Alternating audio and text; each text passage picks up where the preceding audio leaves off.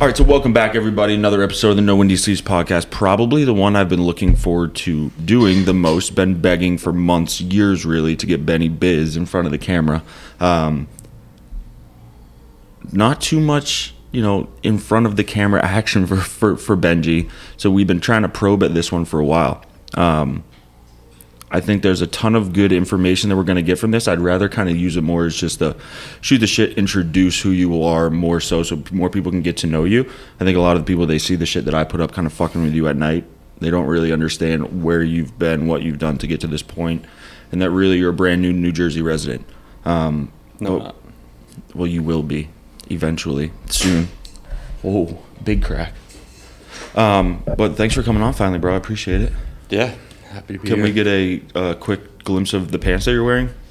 Yeah, sure. They're very nice. I got them from C-Test Closet. Okay. So it's one of the things that, Benny and I, we kind of, a lot of people say that we're a lot alike, but very different at the same time. Clearly very different physiques. Not according to half your members at the gym. Yeah, so I've been training my ass off for 6 or 7 years, probably more than that. Ben just got off a 3 or 4 year, party it up, eat whatever, drink multiple days a week. Bender, 3 year, 4 year bender. And the day that he really moved here, people would walk in and be like, "Hey, yo, C-Tut," and he'd be like, "Nah, I'm B-Tut," and everybody fucking thinks it. And I'm just like, I've trained for 7 years. How the fuck do we look so much alike? I don't know if you're working hard enough. What the fuck does that even mean? It's just I don't know, like the Snickers bars you're sneaking at night. Brandon, B-Tut's doing 75 hard. So every time he goes to the store to get himself a fucking protein bar, he's trying to like fatten me up. He'll come back every time with a shitty little treat for me. Like yesterday I was laying on the couch, he went to get a muscle milk and he brought me back a cookies and cream Hershey bar. And he knows I have no discipline when it's in front of me, so of course I fucking eat it. He brings me back Haagen-Dazs ice cream. He brings me back the one time he brought me back a Old English 40 in a plastic bottle. I drank it. Well, I mean, if I can't have it, I'm living vicariously through you right now. So I want to dive into that to start. So a little bit of background about yourself. I guess probably more so the last 10 years of your life. Kind of give a rundown. Kind of on where you've been before you got here. Because then I think it leads into the 75 hard that you're doing that a lot of people are going to be able to take a lot of good information from, but kind of set the table for that. Yeah, I mean, when I was going through college, I took some time off after I graduated from UNH with my associates and didn't really know what I wanted to do, so I just got into sales with Verizon, a new retailer in New England. Grew with them, got the chance to go to Vermont, and through visiting you in Pennsylvania, I mean, it was great, and decided, I wanted to go back to school, and I was around salespeople that didn't really, have the ambition to go back to school. It was kind of, again, like work hard, play hard, but real no next step or planning. So made the decision to come down to Pennsylvania, live with you. Obviously, we got to live there for 5 years, and in that time, got to grow, in my sales career doing door-to-door. They paid for the rest of my school that I got to do online. So through that, it led me to the opportunity with Procore down in Austin. So did that for 3.5 years. First, office setting, really. I mean, I did the retail, then I did door-to-door, and realized that type of office setting is where I really thrive, being around people. And then coming up here, it's again you kind of sink into that mentality. It was probably some of the best years of my life in Austin, just being able to do everything and just so much to do. But it's a life that's 500 miles an hour. Sometimes you forget what your long-term goals are just because you're in the moment all the time, always being a yes man. And coming up here for the holidays with Emerson being born and spending time up here for the holidays, again, you're around people that have goals for themselves. So quickly was able to change my mentality, and here we are today. I think a funny piece of that is people don't understand how actually brutal it was kind of growing up as your little brother, because you've been a salesman since you were fucking 2 years old. I always say you could sell a fucking hamburger to a vegan, right? So from the day we could walk, B-Tut's always convincing me to do dumb shit, but you would convince me that it was a good idea. when you made me shit in the woods, I could have just gone inside, and then I wiped my ass with poison ivy, and I was covered in poison ivy, and you were like, Mom, look at C-Tut. That's a really weird thing to happen. You did it. And then you convinced me that it would be fun if you made me run around the house 5 times naked before you would unlock the doors to let me inside. That's because I think I was practicing the Blitz football game on N64, and I knew I'd get another half a game in before he came back in, so it's really a deflection more than anything. That was out of joy. You always said you would be like a lawyer or in sales, because not because you're pushy, it's just you understand people and the way that they click. So I mean, you were in that you got into that early, and then kind of carried over it and found areas that you enjoyed doing it in a group, you know, because you bounced around at first, but then Procore family, and then figured out your niche there. My favorite ever story about when you were in sales is when you were selling cars, and I called you and I was like, hey Ben, how do I get across the border to get into Canada? And you were like, you're going to Canada when? And I was like, we're leaving now. You're like, I'll call you back in 5 minutes. Call me back, you're like, all right, pick me up, I'm coming with you. And we picked you up at the thing, we just left and went to Canada for a couple of days. Yeah, that was a good time. I mean, that was quite the sales job, being 19 and selling cars amongst, you know, older, like 30, 40, 50 years old, trying to battle up against them in the parking lot. And that's where I smoked my first cig too, so thanks to those guys. Small shout out. Now there's a few times that you take breaths of just natural air. Every once in a while, yeah. It's like a fucking whale surfacing that one random breath of air without any nicotine in it. It's very rare. That was his biggest worry about coming on this, was that making it the whole hour with no air bar. But with sales, what do you think you enjoy the most about it? Dealing with people in the actual selling process, or the fact that your income and what you can do, there's really never a ceiling to it. You can always, it's really as good as you can be, you can make as much as you want. Yeah, I mean, over the years, like doing so many different types of selling, like going from retail to door to car sales to, you know, now Procore, it's obviously been different. Like, it's always been about the motivation to be able to like make more money and never be in a position where you're working the same hours every week, same paycheck, no opportunity for advancement outside of like promotions and things like that. So knowing that you can make as much money as, you know, the time that you put into it. But over time, I've kind of catered to, you know, like what I like to sell and how I like to sell. So, you know, I've tried a little bit of everything, and, you know, lucky enough landing in an environment like Procore and tech sales and things like that, where you have, you're surrounded by people every day, you know, in a cool office, everybody's ambitious, everybody wants to move up, they all help each other. You know, I've landed in a really good spot, but it took a long time to get there. Retail's not the same, you know, retail's different. You still have the opportunity to make money. But then again, you're dealing with store hours, you're dealing with store coverage, and it's just a little bit different versus, you know, kind of owning your own. Well, you started selling in fucking high school. Remember, what were you selling that you got in trouble for? I was selling cinnamon toothpicks.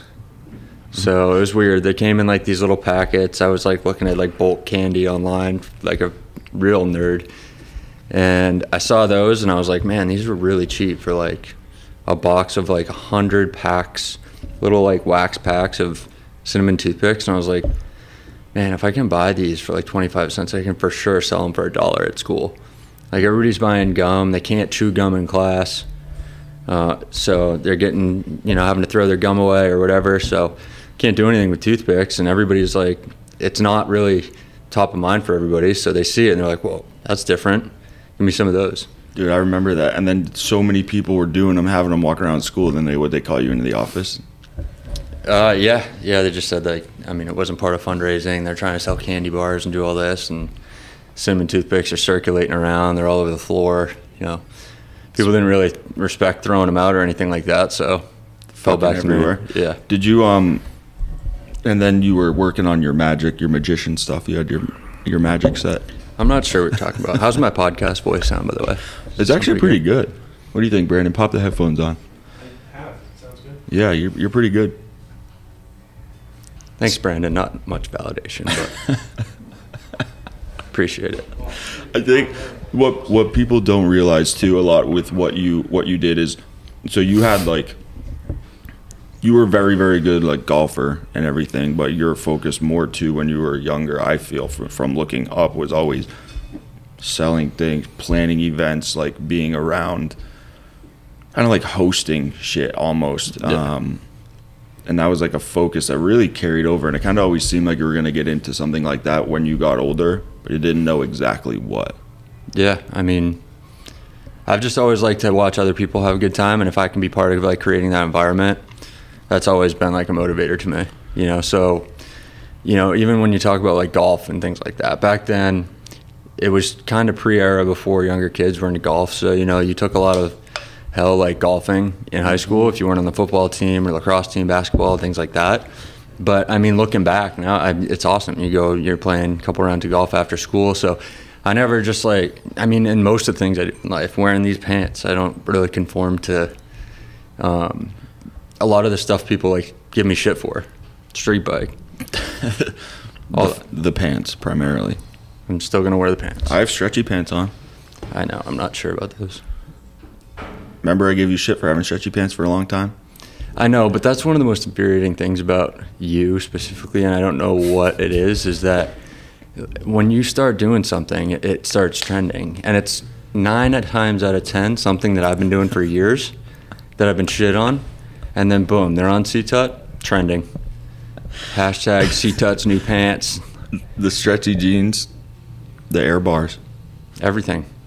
You know, I think it's just because of the confidence that you should exude in them. I mean, I'm very confident. I've never taken them off. I will never wear those. Actually, beg to differ. I have a TikTok ready to post with you in them. That's because when we went to New Hampshire, I forgot to bring my own fucking jeans, and he only had those ones and one other pair, so I tried them on. Yeah, I mean, it's in my drafts right now, getting ready to post. It's fucked. When you were going through, so with that, you were like, you did graduate high school at like 5'6", so not exactly the stature to play football or basketball. No. When you went to college, you played golf in college 1 year. Mm-hmm. University of Maine, you grew like fucking 8 inches. Yeah. And then ended up being like, you just didn't want to golf anymore, went to UNH, worked while you were in school. Yeah, golf and ski. I remember it was always the best. We would come home, and when we would come home, because you loved throwing events, be like, all right, everyone's home for Christmas break every night. It was like a different theme party, huge party. Always going through a ton of extra shit to make sure that everyone else was having a freaking awesome time. Yeah, I mean, I remember the one night, I think you were a junior or senior in high school when I was living in Newmarket. I was coming back from golf and ski, and you asked if you could have a couple people over, and I pulled around the corner, and there was like 40, 30 packs and 50 people on the deck waiting to get at my door. And like before I could unlock it, I was shoved out of the way, and everybody's upstairs partying, flipping shit over. That wasn't the Super Bowl, but yeah, I remember you always had the spots. It was always a couple years older, be able to have some people over. But I always thought you were going to get into some sort of like event planning type thing, which I think now with no windy sleeves, you're going to be fine and rolling it. I remember my bachelor party you planned. We had 37 people at a giant house in Austin. That was probably brutal to logistically plan. Yeah, I mean, luckily, the people that you invited and your friends and stuff were all like easily on board. You know, it was just really putting it together to maximize the time, because it's you know, like the house was outside the city. You had to figure out how to get people there, but didn't really want to have like a lot of like downtime or like trying to figure stuff out or waiting for the next thing to do. So getting things in order, like the party boat, and getting to downtown Saturday, and making sure like we didn't have to worry about like running out of beer, stuff like that. Talk to me. So I want to get into kind of what you're up to now, but so when you were working in Pennsylvania in 2017, how was that move down there? Like when you were like, fuck it, I'm going. Walk me through. To Austin? Yeah. Yeah, I mean, luckily, like we knew Steve Ambrosi for years in PA, and you know, if it weren't for him, I wouldn't have found Procore. He worked at Procore for a while, and you know, he was trying to figure out his path. So when he told me about Procore, you know, I was like, man, you know, you've gone through a few companies in California trying to figure out what you like. You know, give it 6 months, and if you like it, I'll consider it. And 6 months later, we were at Bennett's wedding, and he was like, dude, it's been 6 months. I love it. Send me your resume right now. And he got me just a phone interview. And at that point, it was to move to Santa Barbara. He was out there with Allie, and I was like, you know what? At this point in my life, like, I need a positive change. I'm just kind of in like a dark hole right now. And I didn't really care where I moved. California, Texas, and I didn't even think about Texas. But as I went through the interview process, they flew me down to Austin for the final interview, where JD and Peter, the VP, went through the interviews. All the management was going to be there from California for my potential team, and at the end of that interview process, they offered me the position, on the spot, but it had to be in Austin. And after being there for 12 hours, after flying in for the first time ever, I was like, this is it. This is where I want to be. Just the environment of the office, going out, around to a couple bars, not knowing anything about Austin, I just could tell, this was a spot to be. And, it was a blessing in disguise, because not long after that, Ambrosi had moved out of Santa Barbara. I would have beat his ass if I was out there alone. And now I'm back to, and then I ended up in Austin. And I remember calling Mom and Dad, and I was just like, no questions asked, I'm doing it. Well, there was a lot of big change, because we had lived together for 4 years down in Pennsylvania, apartment together, spent a lot of our lives living together, and then I left and went to Cincinnati, and then you left. So a big leap of faith, it kind of just both went completely opposite directions. To take that leap, move thousands of miles away from all of your friends. You didn't know one person in that city. How was that? Was it a worry for you, or with your personality, were you like, it's a new venture for me to be able to tackle? Yeah, obviously it's like scary, right? It wasn't like I was 22, like moving, like just out of college or anything like that. I was 29 years old. I was taking an entry-level cold calling position in a new city where I didn't know anything about construction. I didn't know anything about really cold calling. I knew how to knock doors and things like that, but that was a challenge. But as soon as I stepped in that office and I saw the environment, I walked around, like you could see how the team was interacting. It was very clear how easy it would be to get yourself into that environment, and you'd be motivated and you'd be busy and you wouldn't really think about like the big things. So, at that point, like you were gone, you were focusing on things to progress your career, family back in New Hampshire. I didn't really want to go back there. So, the famous line is like, you can always go back. So I knew that if something weren't to work out, I could always end up back. I knew. Ma kept calling me, and we were talking, and she's like, how do you feel about your brother moving away by himself? Like, I'm a little worried he doesn't know one person. I was like, if anyone's going to be able to make right of a situation of moving somewhere without knowing anyone, it's going to be B-Tut. I would say, like, when you would come visit me, like, 2 hours after knowing someone, you were interacting with them like you've known them for weeks. It's like, it's a personality trait. It's a comfortability.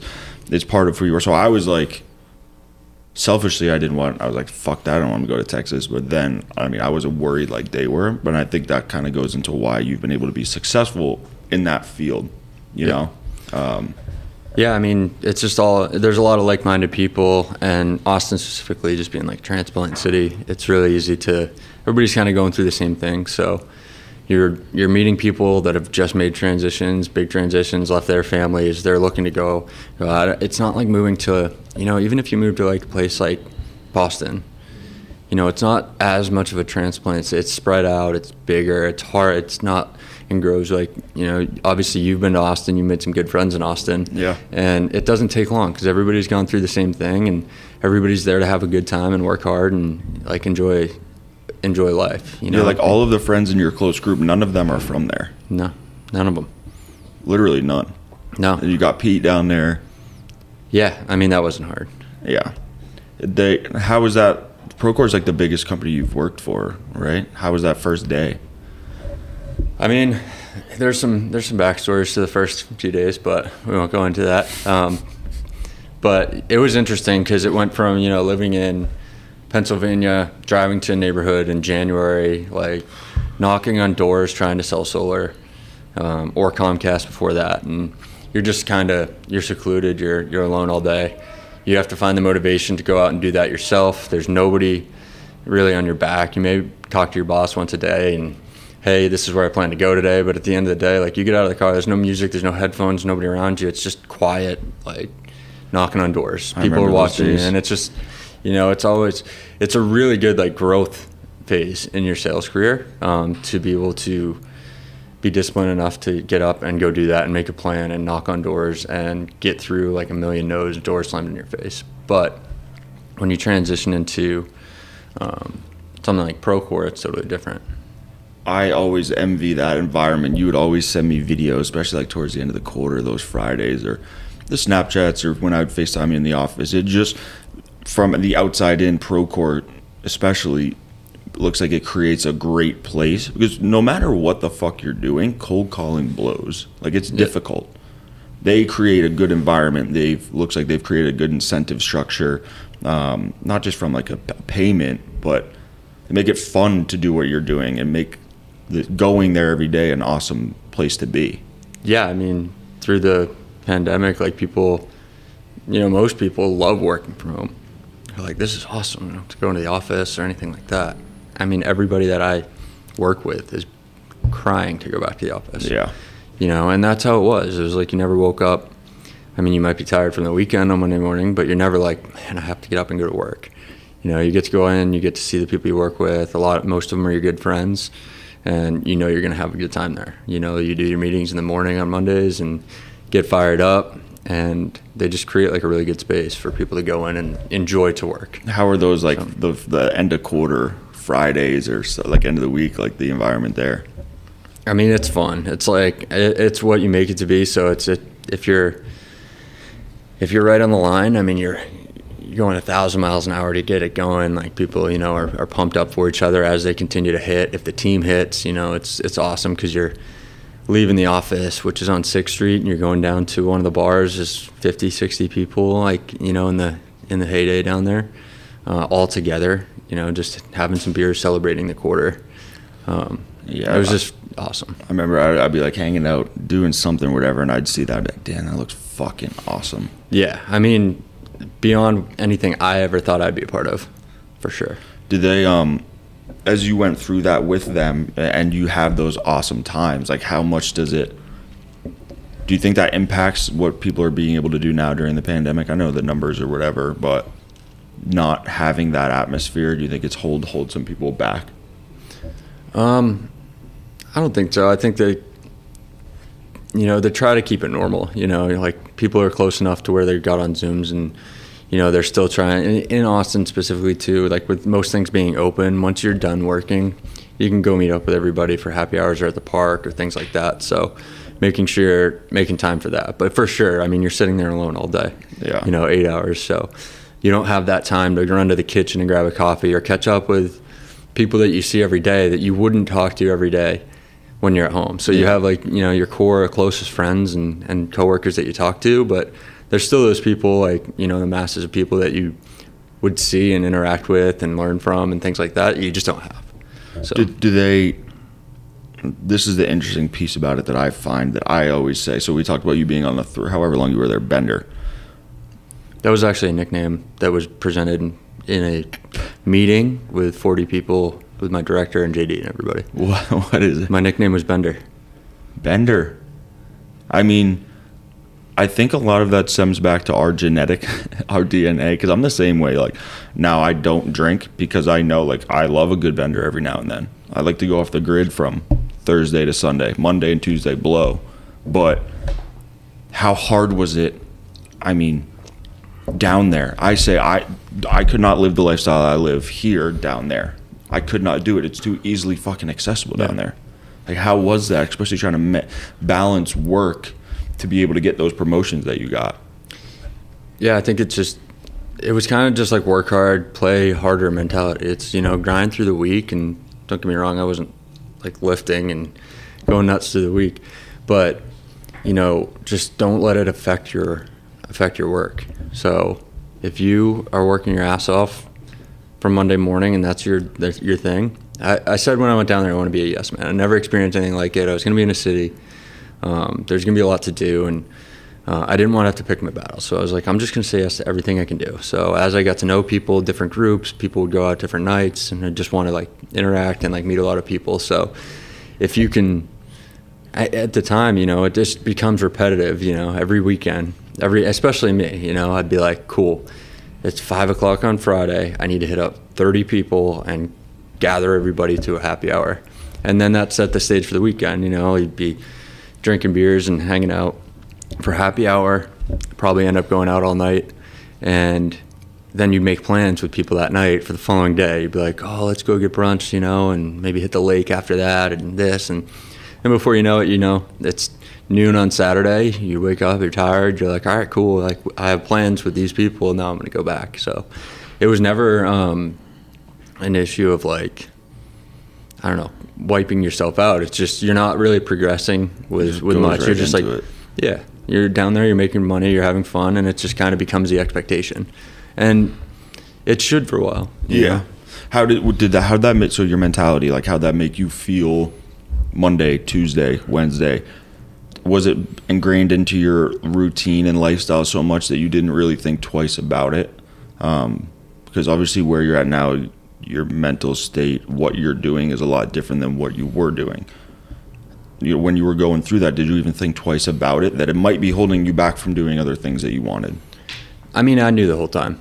You know, it's like, you look at it, I'd moved down there at 29 years old. I'm working with people that are 23 to 35. So when we're going out, I'm going out with kids that are, you know, got people that are much younger than me. So it always was a fact, you know, but I also moved to Austin to get away from some things and try to move on, like, with my life. So I'm experiencing new things. I really had like a fuck it mentality with a lot of things, and like masking. So I knew the whole time, you know, like there was not a lot of like, there was a lot of not confronting some certain things to be able to move past that. So I just didn't give a shit at all. I always say that shit's like good for you and it's good for your soul. Like you need to go through those times. Like Rick always says, like, fuck it times, to find out what the fuck you actually want. Because you're gonna realize that void when you're going through it and you're something's still missing or you feel like shit. But sometimes you need that, and you need a break. People that are on that steady track forever, they're checking every box. They're gonna fucking be 45 and be like, what the fuck? Yeah. You know what I'm saying? So it's kind of like a reset, you know? And, you know, when we were talking about getting involved in doing some No Windy Sleeve stuff, I was like, yeah, I think it's that played its role, and now it's the change of focus. I always say that's fucking good for the soul. And like I said, I love and look forward to my weekends when I go down there, because I have that in me. I love to come down and just say fuck it for 4 days, 3 days. Yeah, and I don't regret. I mean, I don't regret any of it. It was never an issue. You know, we were always worked hard. We all got promotions. We all worked together to like hold each other accountable. Like, hey, are you on track for your promotion? You want to make sure that you're getting there, you're hitting your numbers, etc. So it never was like a real issue. It's just, you know, as time went on, you know, I'm 32, and now it's like, well, where am I want to be at 35? You know? Yeah. And what changed? What sparked that change? So you're here. You're temporarily spending some time up here, involved with No Windy Sleeves, working on yourself. You're in the middle of 75 hard. You've lost You've lost a shit ton of weight. You're training. You're up early. You're writing out your days. You're scheduling all this shit. Like, everything seems to be very regimented in a positive way. What changed? No, I mean, it's just like kind of who you surround yourself with. So like the whole saying, you know, you're a product of your environment, couldn't be more true for me. You put yourself in a position where you can go out any night you want. I don't have responsibilities, you know, in terms of like dating anybody, kids, house, nothing, you know, so it's like. You have Star? Well, now, yeah. And so you're not really in a position to where you need to really care at that point. Like, you're not answering to anybody. So it's very easy when somebody, you know, our group is like, let's go out, let's do this. You're like, yeah, that's fine. You know, I have money, I can go out, I can do whatever I want, and really have no remorse or regret for doing that. But, you know, pretty quickly, you know, I planned on coming up here for a couple months to spend with you guys through the holidays and things like that. Just really to use some of the COVID time to work remote and be up here. But pretty quickly, being around our group and our No Windy Sleeves team, and being around people that are working hard every day and have long-term goals and short-term goals in mind, and separating yourself from that makes you realize that you can still do those things, like the trip we have coming up, but not every weekend. So it's not just like this repetitive cycle. And there was no real trigger that made me like just stop it, other than understanding like, okay, like I've been doing that for like, you know, over 3 years down there now, and at some point you're going to want to move on, and you don't want to wake up, you know. I don't think if I didn't stay up here that, I don't know when I would have made that change. I wouldn't have done it consciously down there, you know. I would have been wrapped up and busy and just letting time roll on. Yeah, and you're so busy down there, you blink and it's a quarter's gone. Yeah. I think it's impressive, and I'm proud of you for doing it, because I think it's harder to make that drastic lifestyle change when you don't have responsibilities forcing you to do it, right? It would be easy for you to have made that change if you had gotten married and your wife was like, don't fucking do that. Or if you had a kid, you couldn't. So it's harder, I think, and it's much more impressive when something in your head, even if you can't put your finger on it, is like, yeah, okay, I'm gonna. And it was almost like a wake up in a day and do it. And I always say, because when you came up here, we sat down, we talked a lot about it, like goals, where do you want to be, 3, 5, whatever, because I do it too with Ashley. It's easy. Everybody has goals. Even when you were down there, I'm sure you had goals in your head, but do your daily actions and habits reflect the goal that you're trying to get to? And are they a step forward? Because everyone has goals, but are your daily habits directly reflecting of what you're trying to get to? You know, you could say, I want a fucking I want a lake house, right? Okay, is going out Friday night, not calling people Saturday morning, or then wasting half the day Monday hungover, is that reflecting that you actually want to get there? Or is it just a facade because everyone thinks you're supposed to have goals? And then your short-term goals, when you ironed them out here, you've already hit a bunch of them. Yeah. You know, it's because every fucking day you were checking it off and staying clear-minded on where you want it to be. Yeah, I mean, I like really never wrote them down or looked at them. I was just so busy, and I shouldn't say so busy. That's a cop-out thing to say, but there's so much to do there and opportunity to do things. You just really, you know, I said I was going to do everything for a year there and then like reflect and change my goals and things like that, and time just kept carrying on. So being able to have the time here, being around like-minded people that all have goals and write them down and work towards them every day changes everything. So that's how I've definitely hit like some of those short-term goals right out of the gate. But I had a conversation with a buddy from Chicago recently, and that's what we were talking about. We're just like, you know, at some point things have to change. He's pretty close to my age. You know, he had gone through, you know, some rough times through his 20s and stuff like that, and he was talking about, you know, when you look at it, it's like you can be the fun guy, right? So there's a difference between like liking to plan events and bringing a group together and being like a fun guy. Like I was awesome at getting 30 people at a happy hour, but then people almost would look at it like, you know, we can always count on him to be there and drink 50,000 Bud Lights, you know, always. But it was to the point where, I mean, yeah, I'm doing great with work, but I'm not being taken seriously outside of that. So, you know, when it comes to meeting or dating somebody, right, it's like all well and good, but then they meet your friends and they're like, dude's a maniac, you know what I mean, on the weekend. So it's making the conscious change to be like now, say if I were to meet somebody tomorrow, I can be like, yeah, I mean, that was me, but I'm working my ass off. So, you know, people take me seriously now and they see the change, versus like, you can't say that if you went out last weekend and the last 50 weekends. Yeah, what you're doing. You got to make a change to be able to, you know, make those types of things happen. Yep. And be taken seriously. And that's business, personally, everything. And like you said before, it's okay. I always say it's kind of a reward system. It allows you to, when you're doing the right shit all the time, busting your ass, it allows you to go away and do those weekends and not have any anxiety about it. I used to have a lot of anxiety. I don't have anxiety anymore. I get stressed, but I have zero anxiety because I know the majority of the time I'm in control. Like the Sunday scaries, I don't get those. I don't drink that much, but I don't have them. I don't get that because I don't waste a lot of time and doing that shit. So when we got back from my honeymoon, bachelor party, yeah, my body was in a 3-day detox. I didn't sleep through the night until fucking Wednesday because everything was getting out of my system. However, I didn't have anxiety at all because that was a reward of a summer of busting my ass.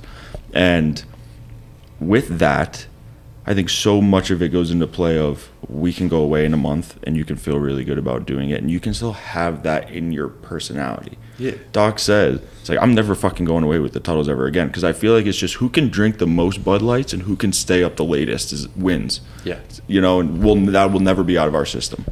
Not at all. But use that, and if you like doing it, I love doing it, as a reward for all the, you know, weeks and days of hard work and checking the boxes off that you're supposed to. 100%. And it's been easy taking myself out of that environment and making those changes. It hasn't been difficult at all. How is it a little bit, the 75 hard? How is that? How much has that helped jumpstart the change? You know, I've done like 30-day like sober Januaries and stuff like that, but never like with additional focus. You know, like no required workouts. It was just like not drinking, not going out, and that was just like any one of those other phases, you know, or 30-day challenges that you go through. So after being up here for a while and you guys doing your podcast and being introduced to First Form and some of Andy Frisella's stuff, you know, I watched the podcast, I read his blogs, I watched it, and then I quite honestly was just like, I'm going to do it. And it was January 27th, so I wasn't like, I'm going to wait until February 1st, or I'm going to wait till Monday. I came to you, I told you, I was like, I'm going to start tomorrow. And my goal, I mean, we have this, my apartment lease is coming up. I knew it was like 80 days until Austin, so like it'll give me like a really good runway, you know, like I can't fail, because if I fail on day 10, then I can't go and drink when I'm in Austin. Like I still have to go to Austin, just when I'm there I'd have to be through it. So I'm in the best possible scenario to be able to accomplish it. You know, I have a team behind me that is supporting me the whole time, you know, living with you across the street from the gym, being able to come over here, work on nutrition, meal planning with you, being held accountable so I'm not, you know, I have eyes all over the place. So there's no cutting, like trying to cut any little corner or anything like that. And I don't feel that I need to, or I want to ever do that. Because more than anything, like I've never really put myself first before. And that's what I've done the last 6 months, and that's how I've made the progress. And we always said when you were doing the shit, I always said, I don't know, I'm pretty sure I said it to you, but I always said it to Ma, was that you've never worried about taking care of yourself first, ever. No. Ever. So I said the biggest change that you'll ever get, slide that closer to you if you're going to lean back, the biggest change that you'll ever see is when you actually, for once in your life, put yourself, your body, your mind first before everyone else's. And it definitely, I mean, I can see the change, and I'm more excited to see how you are after than I am for you to actually complete it, because I know that you'll complete it now at this point. That's something I could not do. I don't think I could. I would have to really want to, but I don't, be a challenge for me. But I'm excited to see the carryover and what you take from it, because obviously you're not going to continue to work out 7 days a week, twice a day, not have any alcohol, not have a cheat. But what little things are you going to take from it, and the balance that you're going to try to find with it now? I'm super fucking interested to see that. Yeah, I mean, aside from, you know, like having some ice cream and like some shit food on the weekends and beers around the fire or random trips, I don't see a ton changing. How much, as someone who was never a huge fitness workout enthusiast, right? I kind of always did, felt like you're supposed to go through phases.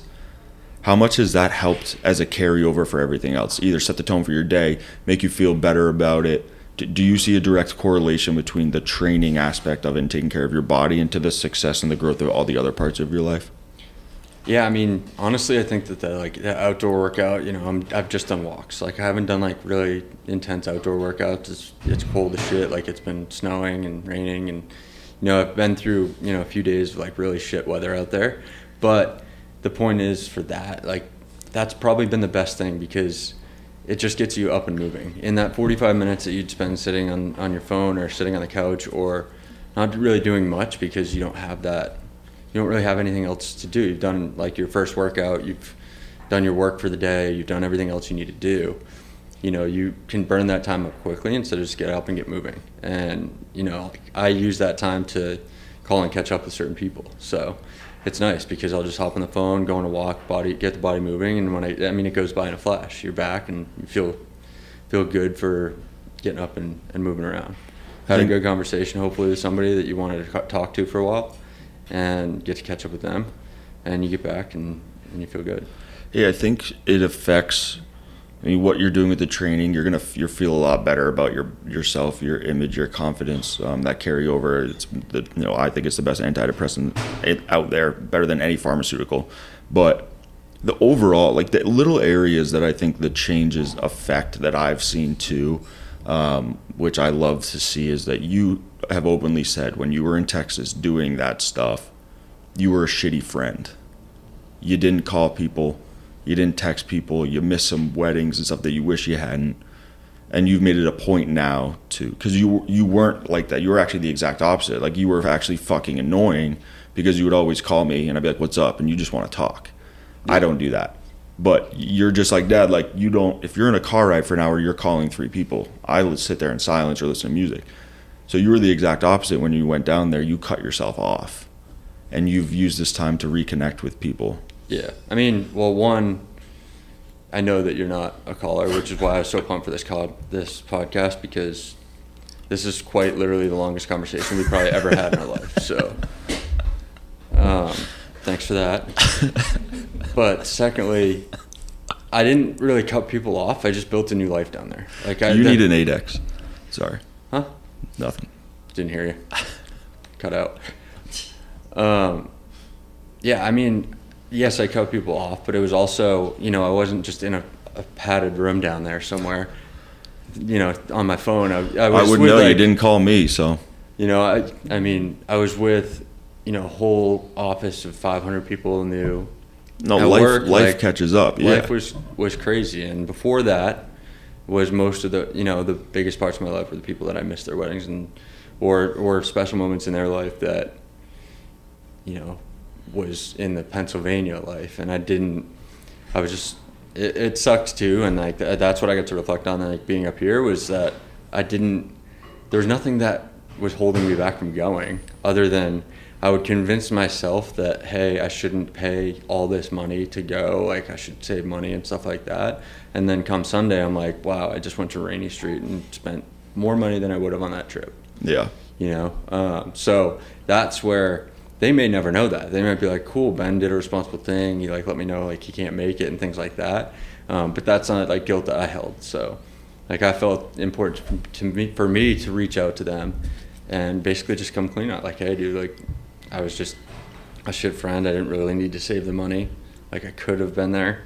And I'm sorry that I didn't. So, but that's an admirable thing that you wouldn't, I don't think, without clearing your mind, which is the biggest thing about 75 hard, not being hungover, having all your shit together, getting your house in order. First, it's mental clarity. You don't have the weight of outside stress, anxiety clouding you, where you can't move and you don't want to talk to anyone on a Sunday because you're stressed out. Clearing your mind has allowed you to identify that, but then actually calling people and telling them that straight up, I was a bad friend. I mean, that takes a lot that I don't think you would have done if you didn't make the changes that you made. I wouldn't. I'd still be in Austin. I would have been here for 2 months, and I would have gone back to Texas, and it would have been the same thing. I am a little upset, though, that you're getting a car now, and we have to talk about the hours that you're allowed to leave the house and shit. Which we'll get into that. I don't know about all that. That when he bought a car, I was upset because I told him not to buy it. That I was just upset that I can't control where he can go all day now. Yeah, get back in the basement. I'll miss if you're not there, and I can't wake you up the way I wake you up every day. I think Brandon said it best with the layer. But every time he says things, it's like he's trying to live out his own fantasies. Yeah. I was going to wear a suit and surprise you today and just unannounced come in and wear a full suit head to toe. He was quite literally almost in tears when I walked in without one. And I think that's probably because he has a picture or two of me on his wall. No, he was in tears because you had clothes on. He ruined you in your birthday suit. You know what I'm saying? That's true. You want to say something, Brad? No, so I think a lot of that stuff, it's very admirable. I'm really looking forward to the night that you're done, we got a nice night planned if you want to share what we're going to do. I mean, you're going to smoke Newports. I'm going to drink Bud Light. Like 500 each. I won't be on the Newport train. I'll bring like 3 or 4 air bars. We're going to lock in the garage. We're going to get pizza, chips, a bunch of whole array of snacks. And we're going to watch Outer Banks and drink 500 beers and just shoot the shit. It's going to be phenomenal. It's going to be awesome. I told Ashley, I was like, the next day I'm just Uber Eats. Yeah, we're going to need some help with Emerson for sure. Yeah, 100%. I'm looking forward to it being done. I think that I was a little leery of like the 75 days, but after like listening to the podcast and reading about it and like why is it so long? Why is it 75 days, not 90? You know, there is a, you know, you have a list every day that you got to get through, but the few people I've talked to just about like the weight loss in general is like you never really get through it if you do it for like if you go all in, you know, for 30 days where you're like, I think when people start their fitness journey at whatever capacity, they're like, okay, I got to order $500 worth of supplements online. I'm gonna go to the gym 6 days a week, and I'm not gonna eat any carbs or anything like that. So like the help that you've given me, nutrition coaches have given me, have been, I mean, invaluable because you're taking it in steps. Like, yes, it's a lot to commit to. The only big thing to commit to is the drinking, you know, because I'm so like it's been so long of just partying and doing that on the weekends. That was the biggest thing where it's like, man, like that'll be difficult, like when you guys are at the fire and stuff. But just having small routines every day over a long period of time makes all the change, you know? Well, I think it's habit building. That's the difference between 75 hard and fad crash diets. I fucking hate those. I hate 30-day cleanses. I hate 4-week challenges. I hate all that shit because it's a quick fix. You might lose 10 pounds and then you're going to stop doing all that shit because you're burnt out and you're going to go right back to it, right? You need it, habit building. You're not going to take everything from 75 hard and do it, but the habits that you've built, you're going to take from that. They say usually a minimum to build a habit about 20 days. Yeah. Right? So you're now getting 3 cycles of habit building in 75 hard. A lot of that shit's going to be ingrained in you, and you're going to like the way you feel and identify the things that you think made you like that. Yeah, I mean, big time. Even down to like the reading, you know, I probably haven't read a full book since high school. You know, cover to cover, like, hey, I'm going to set a time aside for reading. So, you know, at the beginning of it, I was like reading quite literally 10 pages and then closing the book. And a week in, I was like, man, I can't put it down. Yeah. So I've got to read a bunch of books now. I wish you wouldn't cross your legs in the front seat of the truck on drives and read books and speak to me, but we'll get there. I'm trying to teach you a few lessons. And you actually don't speak to me. I like to listen to music. I know you do. With no windy sleeves in regards to that, you're an owner of it. You've helped build it. You've been involved for a long time now. What attracted you? I don't know why I just stuttered. What attracted you to the No Windy Sleeves rather than just supporting your little brother? Like, what about it do you believe in so strongly that you were willing to invest in it and willing to spend time where you're not making money right now to grow this and help other people? I just think it's relatable. Like the logo, the slogan, the message that's put off through social media, it's just relatable. I mean, you could be on the first day of your journey, never been into a gym before. People really can just kind of relate to it. It's fun. It's people like to joke about it. Like, you know, like as soon as we got that order put through for Procore, I mean, you can walk around the office without people flexing to you. So it's just the message that it puts across kind of like brings people together, and it makes people think about it, you know, in their everyday life. They go to the gym after and they're like thinking about it, you know, to where they reach out. And I'm farthest from like, you know, a fitness guy at all, especially when I started with No Windy Sleeves. You know, I try to do some stuff in the park, and even those little things and people seeing, you know, change in me and what the message is put out from the team people are asking. They're asking advice. I'm like, I haven't done anything. You know, I brought a 10-pound dumbbell to a park in Texas and videoed myself. But I was wearing that shirt and I was part of No Windy Sleeves, and they just felt like part of something, you know, and that's what got that motivation kind of and the momentum going for me. Yeah, and that's honestly that's what it's all about too. Because look, you doing that 10-pound dumbbell in the park's more than you had ever done down there before. You know, and it's taking positive steps. They're seeing the changes over, and I think it started the snowball effect of your mentality changing to want to spend more time up here and grow, and then do the 75 hard. But the important piece of that you've hit on multiple times without actually saying it is the importance of being able to put your ego down enough to admit that you need a support team, and having all the eyes on you all the time, having the people in the gym here, living across the street with me. It's easy. It's hard for people to admit that. It's easy for people to be like, oh, I'm just going to do it myself. I think that I was just in denial for so long about a lot of things. And I like hid it and masked it and put on a facade a lot of things, and like didn't hold myself accountable, but things just like worked out. Like I always worked hard. So as shitty as it may be, like whatever position you're in, if you're just honest with yourself about it and honest to the people that are close around you in your circle, you'll get the support that you need for whatever it is, dude. Whether it's like for your fitness, financial, whatever it is, being open and honest about like where you're at and like what you need to work on is the only way to like be able to move forward with it.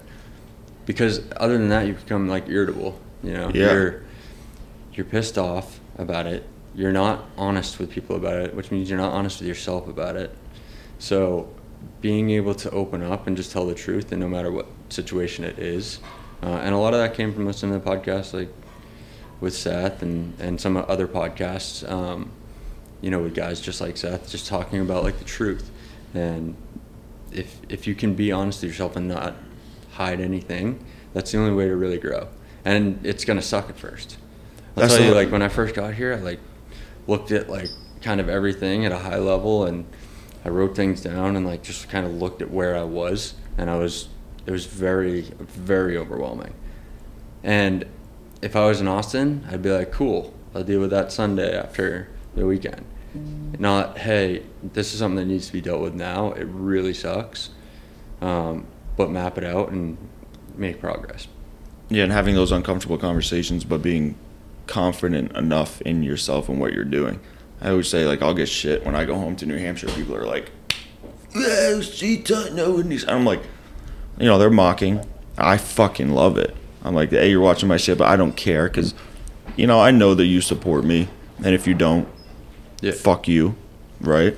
And the people that you actually give a shit about are gonna help you, but that first step of getting involved in it and people seeing you try to make the change from going from Benny Bender to Benny Biz, right? Be like, he'll be back next Sunday. Yeah. It's like, no, the fuck I'm not, because I have 12 people up in New Jersey that are supporting the shit out of me, and then slowly they'll start to realize that you're taking it seriously, you're taking yourself more seriously, and you're making an actual change. And then they're like, that initial resentment comes from them being uncomfortable with themselves of being able to make that change, because they don't think they can do it even though they want to. Well, that's what I was talking to my buddy about. I was just like, you know, if you're the fun guy at the bar with the whole group, and you're the guy buying rounds of shots and stuff like that, the people will have fun with you. But I think also they probably think like, I'm a little bit better off than that guy over there, you know? Yeah. I'm going to be around him, I'm going to have an awesome time, but it makes them feel better about themselves because they're not that guy. You know what I mean? And they think you'll be there forever doing that, so when they're done with it, they can move on. Exactly. So making that adjustment is huge. Fuck yeah. No, I love that shit. But yet, I'm very, very proud of the stuff that you're doing. I think we're just scratching the surface, especially together. Like, I love the fact now. Didn't really ever think we'd live together again after we left the fucking yellow house, the goat house. You know, life circles back, and now I think we're just scratching the surface of the possible opportunities that are ahead of us. I think we're both still growing a lot, but it's fun to do together. And obviously having you there, like, help out with Emerson and shit is... And Ashley, I mean, you and Ashley have a great relationship. How much do you love living with Ashley and I? When I'm allowed upstairs, it's pretty good, but other than that, just hear her heels coming through the floor. How do you like it around 9 p.m. every night? It's great, quiet.